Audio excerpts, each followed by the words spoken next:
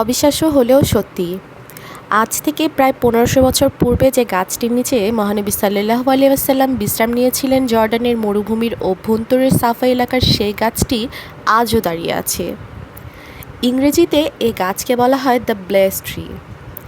জর্ডানের বাদশাহ আবদুল্লাহ সর্বপ্রথম এই স্থানটিকে পবিত্র স্থান হিসেবে ঘোষণা দেন। পৃথিবীতে এত পুরনো কোনো গাছ এখনও বেঁচে আছে তা বিশ্বাসযোগ্য না হলেও সত্যি। মরুভূমির রুক্ষ পরিবেশের কারণে জন্ম থেকে গাছটি ছিল পাতাহীন শুকনো, কিন্তু একসময় আল্লাহর হুকুমে গাছটি সবুজ পাতায় ভরে ওঠে এবং আজ পর্যন্ত গাছটি সবুজ শ্যামল অবস্থায় দাঁড়িয়ে। 582 খ্রিস্টাব্দ। সর্বশ্রেষ্ঠ মানব হজরত মুহাম্মদ সাল্লাল্লাহু আলাইহি ওয়াসাল্লামের বয়স তখন 12 বছর। তিনি তার চাচা আবু তালিবের সঙ্গে বাণিজ্য উপলক্ষে মক্কা থেকে তৎকালীন শাম বা সিরিয়ার উদ্দেশ্যে যাত্রা করেন। যাত্রাপথে তারা সিরিয়ার অদূরে জর্ডানে এসে উপস্থিত হন। জর্ডানের সেই এলাকাটি ছিল শত শত মাইলব্যাপী বিস্তৃত উত্তপ্ত বালুকাময় এক মরুভূমি। মুহাম্মদ সাল্লাল্লাহু আলাইহি ওয়াসাল্লাম এবং তার চাচা আবু তালিব মরুভূমি পাড়ি দেওয়ার সময় ক্লান্ত হয়ে পড়েন। তখন তারা একটু বিশ্রামের জায়গা খুঁজছিলেন, কিন্তু আশেপাশে তারা বসার কোনো খুঁজে পাচ্ছিলেন না।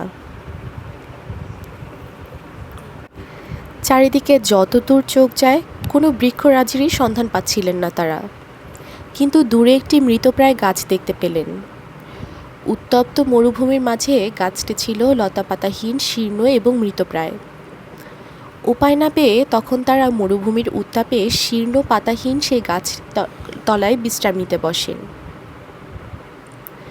মরুভূমিতে আজও দাঁড়িয়ে আছে নবীজি সাল্লাল্লাহু আলাইহি ওয়াসাল্লামকে ছায়াদানকারী সেই গাছ। উল্লেখ্য, রাসূল সাল্লাল্লাহু আলাইহি ওয়াসাল্লাম যখন পথ চলতেন তখন আল্লাহর নির্দেশে মেঘমালা তাকে ছায়া দিত এবং বৃক্ষরাজি তার দিকে হেলে পড়ে ছায়া দিত। মুহাম্মদ সাল্লাল্লাহু আলাইহি ওয়াসাল্লাম তার চাচাকে নিয়ে যখন গাছের তলায় বসেছিলেন তখন তাদের ছায়া দিতে আল্লাহর নির্দেশে মৃতপ্রায় গাছটি সজীব হয়ে ওঠে এবং গাছটির সমস্ত ডালপালা সবুজ পাতায় ভরে যায়। সেই গাছটি বর্তমানে সাহাবী গাছ নামে পরিচিত। এই ঘটনা দূর থেকে দাঁড়িয়ে জার্জিস ওরফে বুহাইরা নামে একজন খ্রিস্টান পাদ্রী সব কিছু দেখছিলেন। আবু তালিব মুহাম্মদ সাল্লাল্লাহু আলাইহি ওয়াসাল্লামকে সে পাদ্রীর কাছে নিয়ে গেলে তিনি বলেন, আমি কোনোদিনও এই গাছের নিচে কাউকেই বসতে দেখিনি। পাদ্রী আরও বলেন, গাছটিও ছিল পাতাহীন, কিন্তু আজ গাছটি পাতায় পরিপূর্ণ। এই ছেলেটির নাম কি? চাচা আবু তালিব উত্তর দিলেন, মুহাম্মদ। পাদ্রী আবার জিজ্ঞেস করলেন, বাবার নাম কি? উত্তরে তিনি বললেন, আব্দুল্লাহ। তিনি আবার জিজ্ঞেস করলেন, মাতার নাম কি? তিনি বললেন, আমিনা। মরুভূমিতে আজও দাঁড়িয়ে আছে নবী সাল্লাল্লাহু আলাইহি ওয়াসাল্লামকে ছায়াদানকারী সেই গাছ।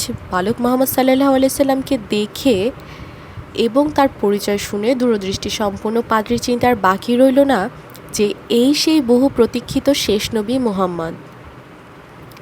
চাচা আবু তালিবকে ডেকে পাদ্রী বললেন, তোমার সঙ্গে বসা বালকটি সারা জগতের সর্দার, সারা বিশ্বের নেতা এবং এই জগতেরই শেষ নবী। তিনি বলেন, আমি তার সম্পর্কে বাইবেলে পড়েছি এবং আমি ঘোষণা দিচ্ছি এই বালকটি শেষ নবী।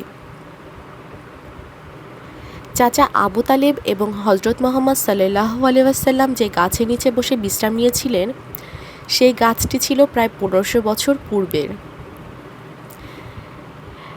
আশ্চর্যের বিষয় এই যে গাছটি যেখানে অবস্থিত তেমন মরুদ্যানে কোনো গাছই বেঁচে থাকা সম্ভব নয়। গাছটির আশেপাশের কয়েকশো কিলোমিটার এলাকার মধ্যে আর কোনো গাছই নেই। গাছটির চারদিকে দিগন্তজোড়া শুধুই মরুভূমি আর মরুভূমি। উত্তপ্ত বালুকাময় মরুভূমির মাঝে গাছটি দাঁড়িয়ে থেকে আল্লাহর অসীম ক্ষমতার সাক্ষ্য দিয়ে যাচ্ছে।